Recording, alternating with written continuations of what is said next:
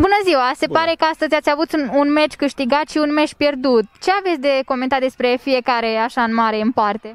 Despre meciurile în sine, au fost meciuri bune, jucate cu echipe bune. Copiii s-au mișcat foarte bine, obosiți. Fotbalul a fost în apele lui astăzi aici, condiții foarte bune. Mergem mai departe. Cum credeți că o să se descurce copiii în zilele următoare, având în vedere că o să aibă mai multe meciuri într-o singură zi? Păi și azi au avut două și în fiecare zi sunt două meciuri, e ok.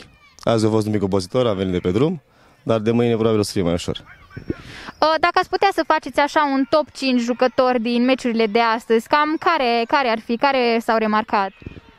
Așa să vă spun numele, nu știu, dar de la echipa din Iași am văzut doi jucători buni, numărul 10 și numărul 4, și Dinamo a avut copilași buni, dar mă concentrez mai mult pe ai mei, știi?